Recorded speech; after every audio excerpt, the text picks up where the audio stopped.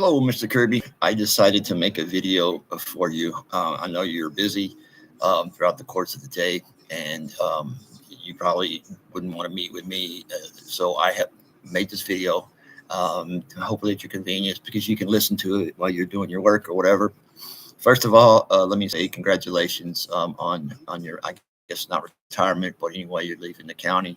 Um, you and I have had our differences, but I think that I'm making an argument. That was all I was doing. Just as your job is to protect the county to the best of your ability, and it's a citizen's job to actually be the oversight and ask questions and get answers, and we can move on, making the county better by doing these conversations that we have. I know that at Angelina County, it's very difficult to have a conversation. You only have 3 minutes, and you can't cover this information all. But anyway, there's no hard feelings on my part. I'm an asshole, okay? But I'm a Marine Corps, and that's the way I am, okay? My theory is this: is that everybody says it can't happen here. My theory is that what if it does? So the following video, it's in the detailed section, is a video that I made. I have gone public with it, and I got your correspondence, state your response to the Texas Jail Commission, and so I thank you for that, and plus the affidavit from Nick Gardner helped me in my research and to go further into this detail. I'm just a regular citizen, but I do research. And I am the kind of person who wants to know how, when, how come, who said so, show me. I was trained that way, and that is the way my buying and housing group operates. And so I do wish you the best. I know you're handing over the reins or whatever. If you wish to, you can actually forward this information. Mr. Yes, I don't know how to say his name, and I'm not going to mispronounce his name. Anyway, I'll learn it before long. But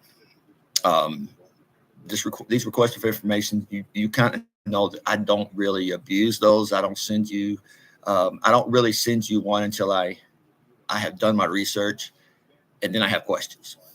And then that's when I prepare a freedom of information request to help me in my research, to make sure I can get in my brain housing group where all the pieces of the puzzle are meant to be, and that makes a clear picture for me. I suffer from chronic PTSD or combat PTSD, and it's part of my. When I got back, my mind goes 1,000 miles a minute, and in the environment that I was in, I had to make decisions. And I had multiple information come around and whatever, and that was apparent, or it was required of me to make decisions based on all this information coming in. So if something didn't fit right or whatever, that's where I directed my attention. Basically, if I didn't do my job, people got hurt. And I took that I was a sergeant in the Marine Corps and also in the Army, both Marine Corps Security Forces and also Army Security Forces. And that's where I get my brain housing group. That's my line of thought or whatever. And whenever I notice something, and I reviewed many reports, I reviewed after action reports, I reviewed many reports, and they all have to make sense. It's got to make sense to what I was saying. And now with Mr. Smallwood's death, there are questions not only on the investigation done by Mr. Hicks, but also the questions that I have upon the timeline and how it doesn't make sense. In the video, I kind of explained to you in depth. I think it's like an hour long. Please, I know it's going to take time out of your day, but please just listen to it during the day, and maybe I'll make a few points or whatever.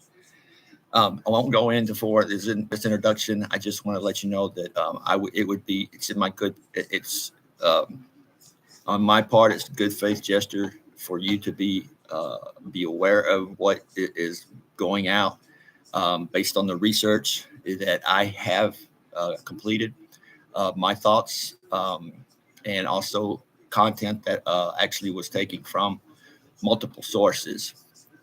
So guess I'm sending an olive branch because the fact is I want you to review it and see some of these points or whatever. And with these points, I would I know we're waiting on the Attorney General's office, but my next avenue is that the Attorney General's office only issues an opinion on the current law, but it doesn't take in the scenario. I have rebutted to the Attorney General because, based on this information request. I have responded to the Attorney General because whenever you respond to the Attorney General asking him for an opinion, you have the opportunity to state your cases, and that's what you're supposed to do, or whatever. And you provide me with a copy of those cases or whatever. However, the Attorney General is not given all the details, he's not. He just has to go by what his opinion states. What he interprets the law to be. It's not his personal opinion, and that he will return back to the county, and then he will issue his opinion, and then you can go from there. I mean, if he issued an opinion that you don't have to release it, well, that's your prerogative. However, the fact is that I will guarantee you, my mind will not rest until I see that video. And the reason why is not because of the gore. It's not because of all this. What I want to do is look at the video and see if the proper procedures were followed. And I want to make sure that we actually devote money from our taxpayer money to help the jail and training or whatever, and also have them be accountable in a better frame. Not only accountable to just for shits and giggles, but also being transparent with the public. Now, there's some things that I understand. I fully do. And sometimes I have to chuckle because I see you doing your job and protecting the county, and you're kind of balanced between the law and what the county. And I understand that. I understand that you're a lawyer, and that's your job. However, the fact is that I do have questions, and I'm searching for the answers. And I will guarantee you, I will get this video, as we've seen in the case in Uvalde, in Tarrant County, and Smith County, and these stories keep popping up to where video is a key component of actually seeing what happens. It's actual live, or it's actually events that you can see, you can question, and we can fix if we know what the actual problem is. So that is my argument as far as whether we should release the video or not. My request is not vindictive against anybody, but if somebody's not doing their job, not doing it correctly, then they have every opportunity to be trained. And if they still can't cut the mustard, I guess, then they need to be dealt with. They need to be dealt with in official capacity, a reprimand, a suspension, some of these things or whatever.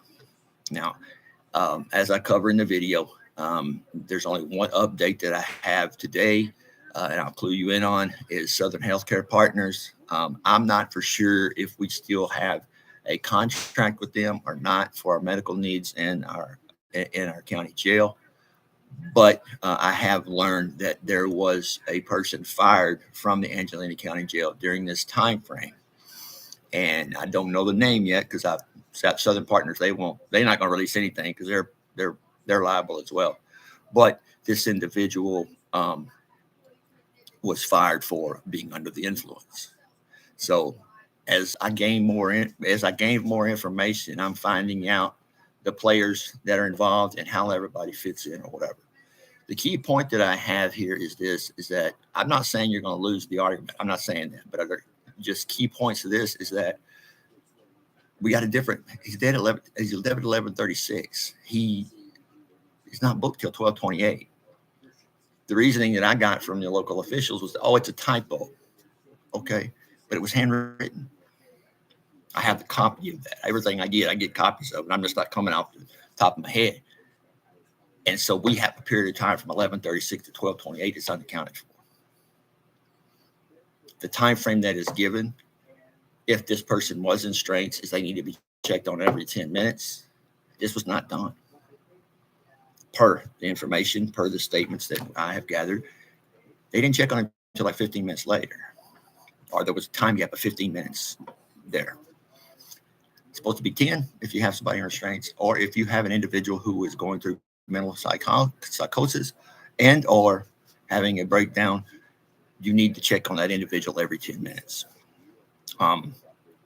We have had non-compliance issues with that in the past.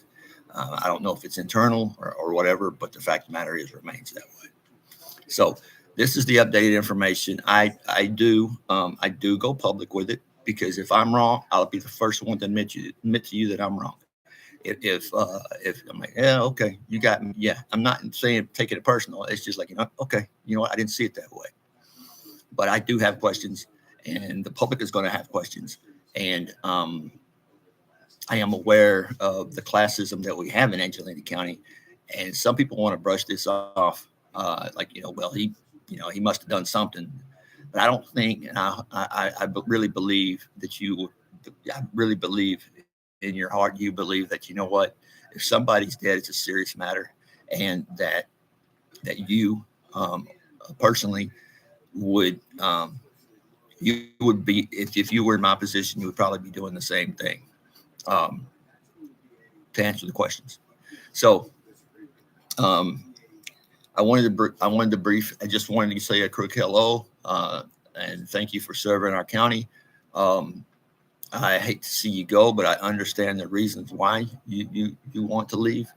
I can state equivocally that I did not think that it was fair for you and your office to go through the bombardment of freedom of information requests that you received. That was dirty pool. That was that's not how I operate. And I hope you don't link me into that bunch. When I put in a freedom of information request, it's because I have questions. I'm not doing it just to harass you or anything like that. I just do it because the fact is I have questions, and some of these questions need to be answered, not only to myself but also the public, because that's the way this government. I mean, that's the way our government works. But I do, for your service, I do applaud you. I do realize the effort that you put in, the extra time, the overtime, and your attention to detail on the matters. And I also, like I said before, I also understand that your job responsibility was protecting the county, and that I cannot ever fault you on, or I cannot disagree. I mean, like I said, I chuckle because that's where he's going with that. Yeah. So with that, I issue a fond farewell. I don't know when you're actually leaving. I don't know. But the fact is that here's my wish, is that upon your leaving this office and the decision that the county has made not to release the video, then you have to realize, man, that's going to be on you. That's still going to be on your record when you leave. So when this thing turns around and they start doing an investigation, your name is going to come up. And I'm giving you the opportunity, or the courtesy, or whatever you want to call it, because I really think you should get ahead of this.